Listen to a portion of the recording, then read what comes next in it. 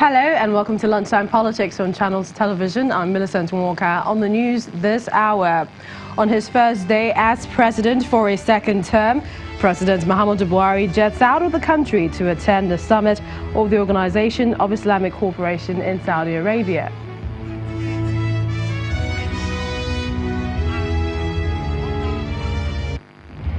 The appeal court to give judgment in the case involving Senator Adeleke of Osun State and the candidate of the People's Democratic Party in the governorship election.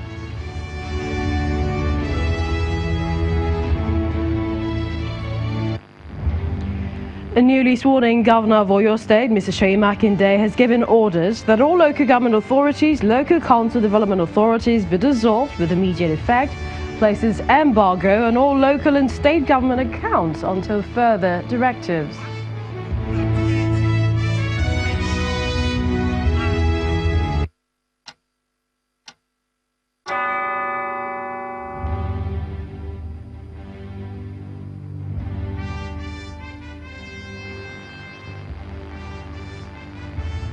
Welcome everyone to the program. Now it's the first day of the new government. Perhaps it's fair to call it a new phase as President Muhammadu Buhari and his vice, Professor Yemi Osinbajo, took the oath of office for a second term in office. Both men are officially back in the saddle after being sworn in for a second term in office in a ceremony that lasted about 90 minutes.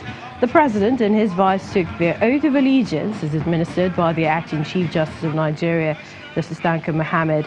And it was the Vice President who took the oath first. I,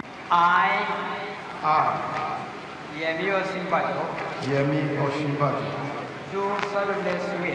do solemnly swear that I will be faithful and bear true allegiance to the Federal Republic of Nigeria, to the Federal Republic of Nigeria,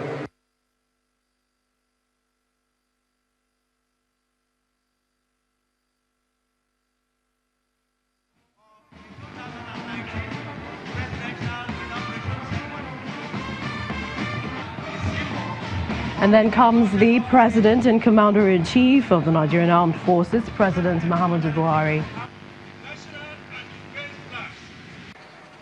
I, Muhammadu Buhari, do solemnly swear that I will be faithful and bear true allegiance to the Federal Republic of Nigeria.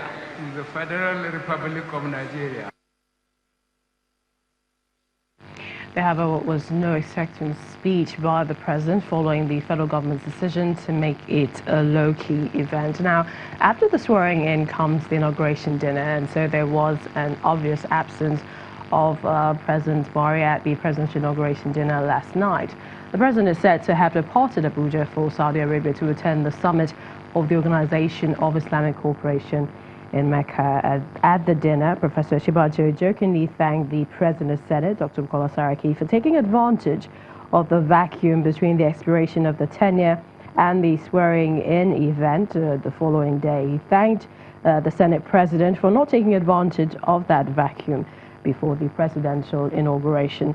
The Vice President said, quote, "At 1 minute past midnight of Wednesday, the 4-year term of the President and himself ended by exclusion of time. So from 1 minute past 12 of 29th of May to about 10:30 a.m. when they were sworn in for a second term, there was no president or vice president, and makes the Senate President the acting president."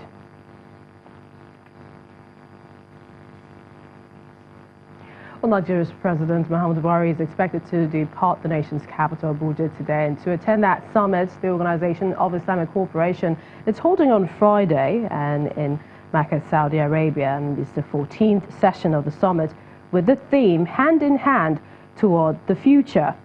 It will be hosted by King Salman bin Abdulaziz Al Saud and attended by heads of state and governments of member states. According to a statement by the Senior Special Assistant to the President on Media and Publicity, the summit seeks to develop a unified stance on events in the Islamic world.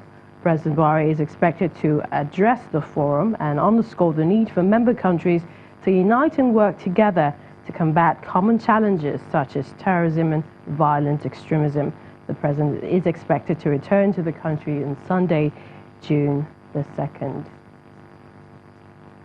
Meanwhile, the main opposition party, the People's Democratic Party, they've criticized the failure of the president to address Nigerians at the presidential inauguration. Now, the opposition says that the action shows that the president and his party, the All Progressives Congress, are overburdened by the guilt of the rigged presidential election. The PDP, in a statement, went further to say that such also shows President Buhari's insensitivity and level of derision with which he handles, his handlers and party-held Nigerians, and perhaps given that the presidential mandate they parade did not emanate from the people. The party added that it is indeed pathetic that at a ceremony such as the presidential inauguration, where truly elected leaders address their people, make commitments, and unfold their governance direction, President Buhari did not showcase his plans or commitment to the development of critical sectors of our polity.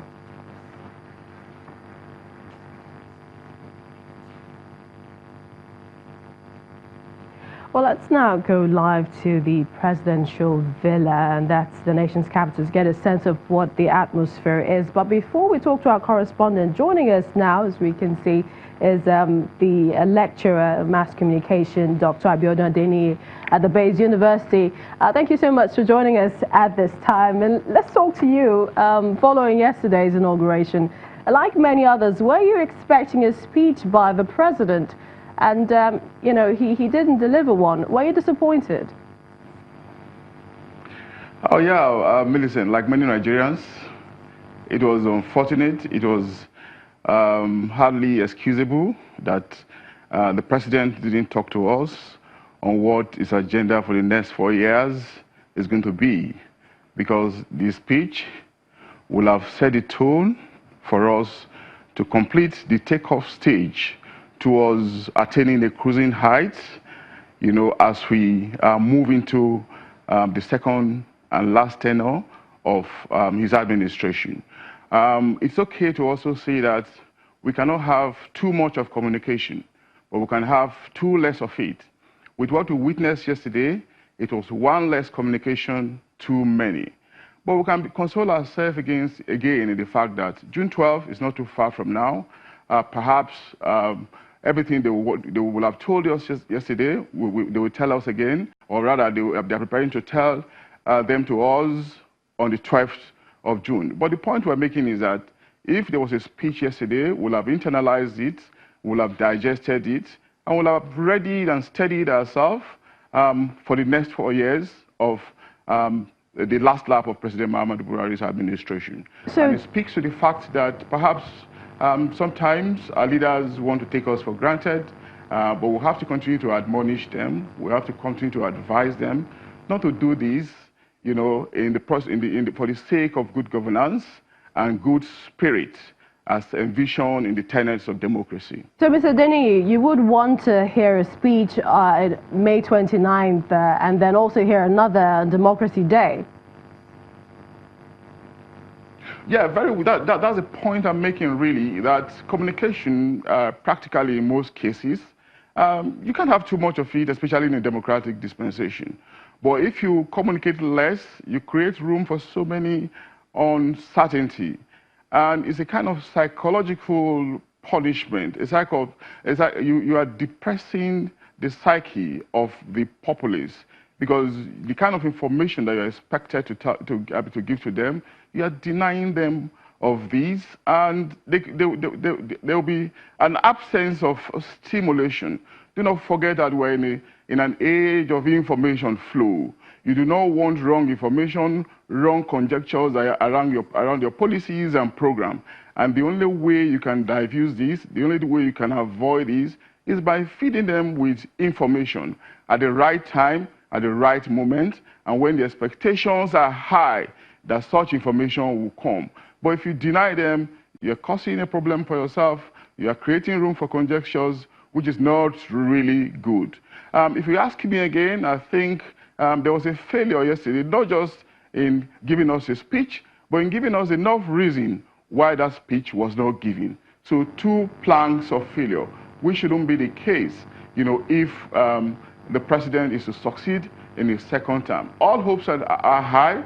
It's a new start, it's a new beginning. We are very hopeful that it's going to succeed, at least for the good of this country and for the good of our future. Also, but at the same time, our leaders should not take us for granted in doing everything that they're supposed to do, in putting all the pieces in the jigsaw of statecraft. Yes, if I may, also, we talked about the importance of, that transition in Nigeria's history. There was also the absence of some heads of states and former presidents. It was quite conspicuous. Why do you think they didn't come? Well, that's quite understandable. It's quite not really unexpected. But before now, there have been some crisis of confidence. There have been some open exchange of both sides among them.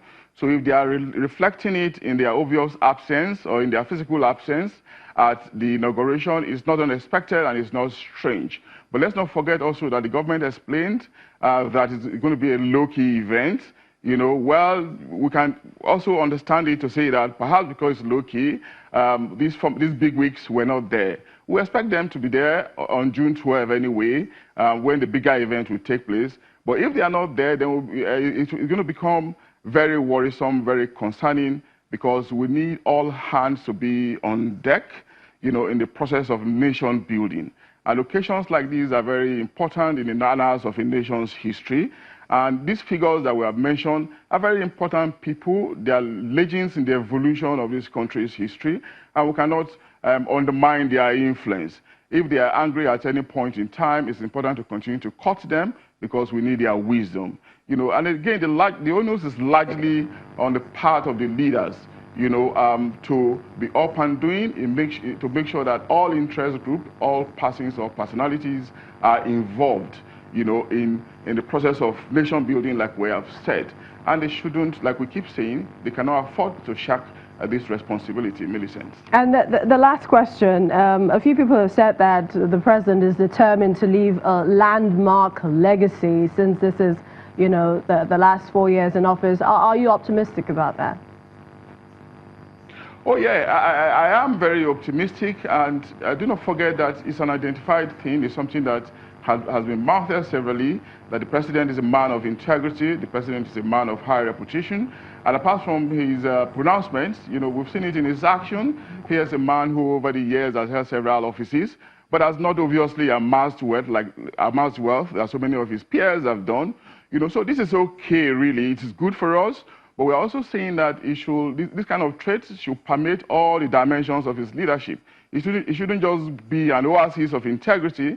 It should find a way of ensuring that all his lieutenants, all those around him also imbibe, they should ape and idolize this character, as perhaps it can begin to change the narrative around our love for wealth, our love for material things, our perverted value orientation, so that we can begin to redefine this and move on a different course in the process of nation building. We appreciate your time on the program, Mr. Abiodun Adeniyi, for joining us on the program. Now, today, the Appeal Court in Abuja has given judgment in the case involving Senator Ademola Adeleke and candidate of the PDP in Osun State. The senator is challenging the judgment of the lower court, which said he filed forged results to INEC on his form C001. The court says that the lower court lacked the jurisdiction to hear the suit because it is a pre-election matter, and that the lower court was wrong to have held that it was not.